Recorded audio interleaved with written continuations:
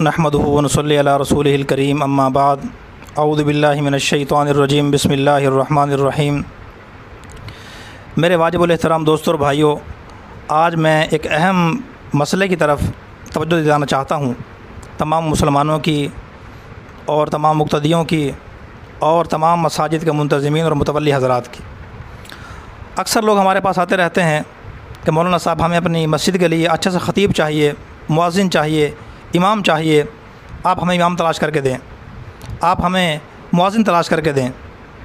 मैं उनसे पूछता हूँ कि पिछले इमाम से क्या मसला है आपको, पहले जो मुअज़्ज़िन साहब काम कर रहे हैं, पहले जो ख़तीब साहब मस्जिद में काम कर रहे हैं, उनसे आपको क्या मसला है, उनकी ज़ात पे क्या इतराज़ है आपको। तो अक्सर वो ये कहते हैं कि जब अपनी ड्यूटी वो सही तरीके से सर अंजाम नहीं देते। बात मुख्तसर करूँगा, लंबी बात नहीं करता। जब मैं उनकी बातें सुनता हूँ तो इंतहाई अफसोस होता है। बुनियादी वजह ये सामने आती है कि इमाम मस्जिद की और मुअज़्ज़िन की तनख्वाह इतनी नहीं होती कि वो बेचारे एक ही जगह जम कर यकसुई के साथ दिल लगाकर काम कर सकें।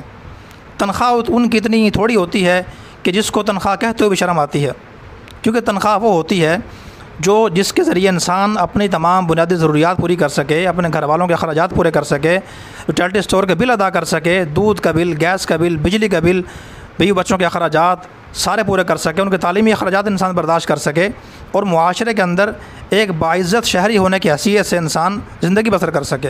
इतनी तनख्वाह उनकी नहीं होती, जिसका नतीजा फिर क्या होता है कि वो इमाम और वो मुअज़्ज़िन उस मस्जिद से हट कर भी 3-4 जगह उनको काम करना पड़ता है। कहीं ट्यूशन पढ़ाते हैं, कहीं कोई और काम करते हैं, जिसकी वजह से अपनी ज़िम्मेदारी पूरी करने में उनको दिक्कत का सामना करना पड़ता है, उलझन का सामना करना पड़ता है।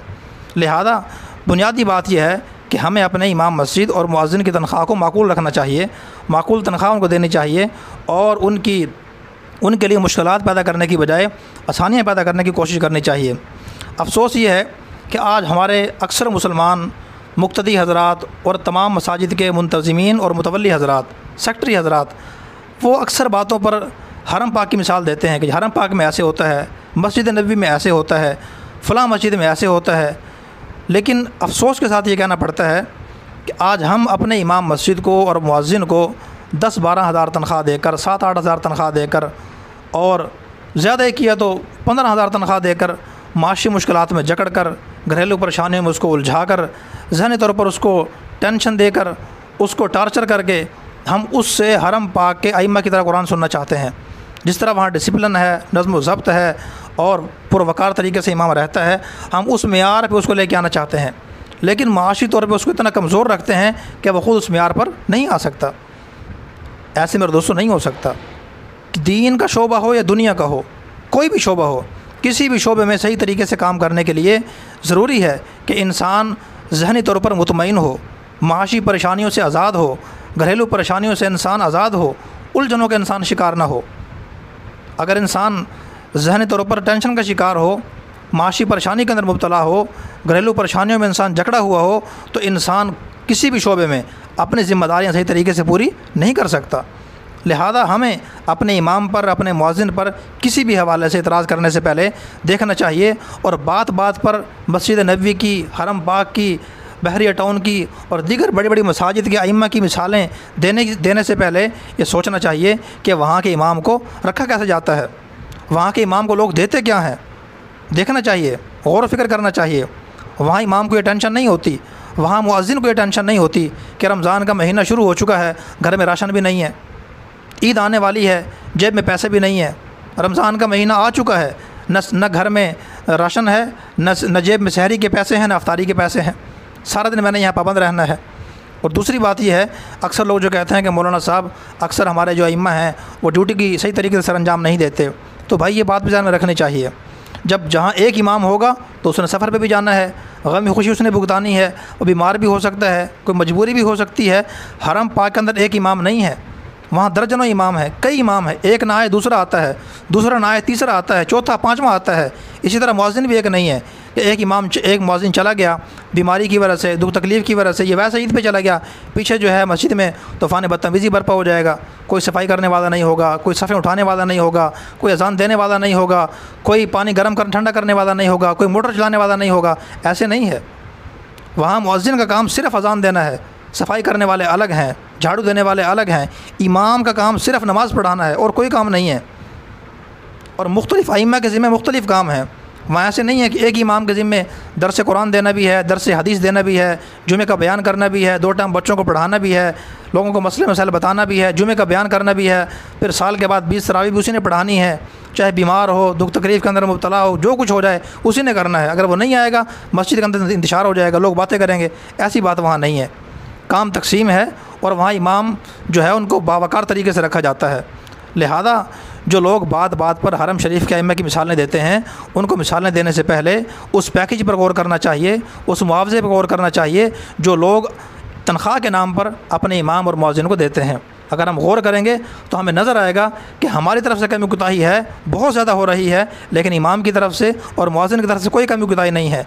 जितनी तनख्वाह उनको मिल रही है अल्हम्दुलिल्लाह वो उस तनख्वाह से ज़्यादा काम कर रहे हैं। तो हमें गौर करना चाहिए। गौर करेंगे तो हमें नज़र आ जाएगा कसूर किस तरफ से है, गलती किस तरफ से है। जितने भी दयानतदार मुलाजिम क्यों ना हो, जितना ही अमानतदार मुलाजिम क्यों ना हो, काम करने वाला मातहत घर का नौकर हो, घर का मुलाजिम हो, दफ्तर का मुलाजिम हो, दुकान का मुलाजिम हो, अगर वो दयानतदारी से काम करता है और आप उसको माकूल तनख्वाह नहीं देते, उसकी जायज़ ख्वाहिशात का ख्याल नहीं रखते, जायज़ मुतालबात नहीं मानते, एक दिन ऐसा आएगा कि वो भी बददियानती करने पर मजबूर हो जाएगा, काम चोरी पर मजबूर हो जाएगा। फितरत है इंसान की, ख्वाहिशात अल्लाह पाक ने, ज़रूरियात अल्लाह पाक ने हर इंसान के साथ लगाई हुई हैं। लिहाजा हमें अपने अइम्मा मसाजिद को और मुअज्जिनीन को माकूल तनख्वाह देनी चाहिए, उनकी ज़रूरियात का और उनके हुकूक़ का हमें ख्याल रखना चाहिए। मैं आपसे एक सवाल पूछता हूँ कि एक इमाम मस्जिद, एक आलिम और एक ख़तीब जो हर जुमे मिंबर पर बैठकर पूरी दुनिया को, अपने मुक्तदियों को लोगों के हुकूक़ बताता है कि पड़ोसियों के ये हुकूक़ हैं, मातहतों के ये हुकूक़ हैं, बीवी बच्चों के ये हुकूक़ हैं, वालिदैन के ये हुकूक़ हैं, पड़ोसियों के ये हुकूक़ हैं, अफसरों के ये हुकूक़ हैं, हुकूमत के ये हुकूक़ हैं, बीवी के ये हुकूक़ हैं, शोहर के ये हुकूक़ हैं, सब के हुकूक़ बताता है। क्या आपने कभी गौर किया कि उसके अपने कोई हुकूक़ नहीं है? वो किसको बोल कर बताएगा कि मेरे भी कुछ हुकूक़ हैं, उनका भी ख्याल रखें। अफसोस ये है कि आज हम इमाम को देते कुछ नहीं है, इल्ज़ामात बहुत ज़्यादा लगाते हैं, बातें बहुत ज़्यादा करते हैं। खुदा के लिए आपके सामने हाथ जोड़ता हूँ, उनको अगर आप कुछ दे नहीं सकते तो कम अज़ कम उनकी इज़्ज़त और एहतराम का भी ख्याल रखना चाहिए। एक बहुत बड़े आलिम फरमा रहे थे कि हर मस्जिद के इमाम की तनख्वाह कम से कम 30,000 रुपये होनी चाहिए और हर मुअज्जिन की तनख्वाह जो है कम से कम 20,000 होनी चाहिए। फिर उसके बाद अगर वो सही तरीके से काम ना करें तो फिर आप उनसे बाइज़ तरीके से आप उनसे पूछ सकते हैं। अगर इससे कम तनख्वाह आप देते हैं तो फिर इसका मतलब यह है कि वो भी आपके साथ गुजारा कर रहा है। जब वो आपके साथ गुजारा कर रहा है तो आपको भी गुजारा करना चाहिए। दुनिया के हर महकमे के अंदर छुट्टी होती है, ईद पे छुट्टी होती है, आगे पीछे साल में छुट्टियां होती हैं, हर महकमे के अंदर इतवारों की छुट्टी होती है, महीने में 4 छुट्टियाँ, हंगामी छुट्टियाँ, इस्तिकाकी छुट्टियाँ होती हैं और इख्तियारी छुट्टियाँ भी इंसान को होती हैं, करने का इख्तियार होता है। लेकिन ये वाहिद महकमा ऐसा है जिसमें कोई छुट्टी नहीं है।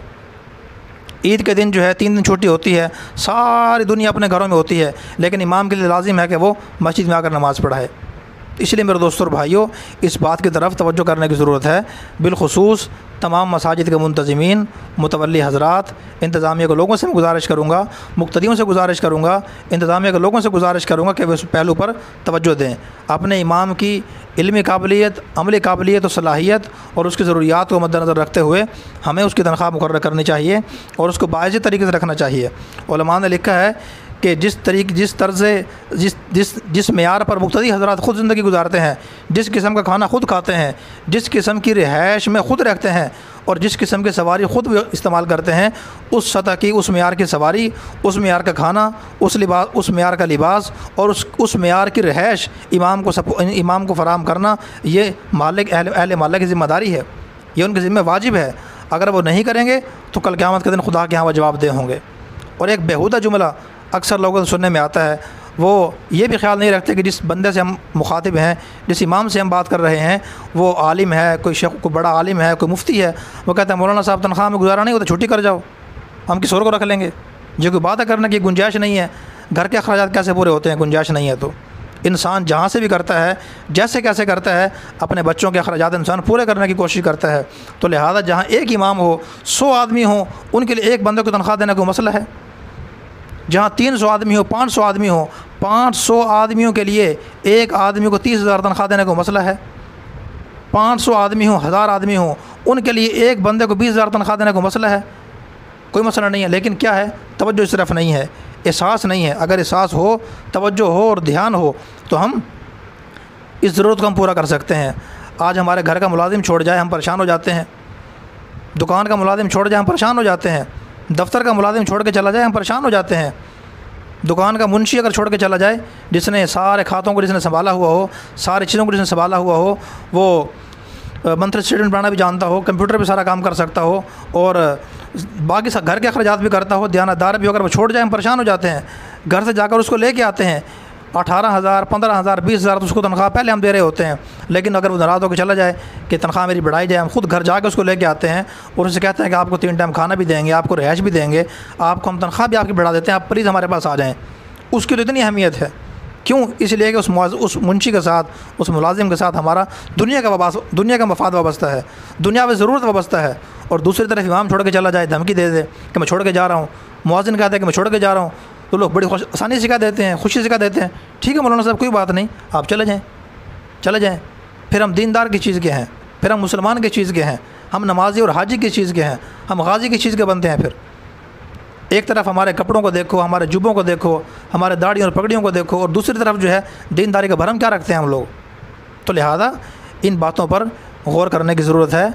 बात बात पर हरम शरीफ की मिसालें नहीं देनी चाहिए, हर बात पर मस्जिद नबी के इमाम की मिसालें नहीं देनी चाहिए।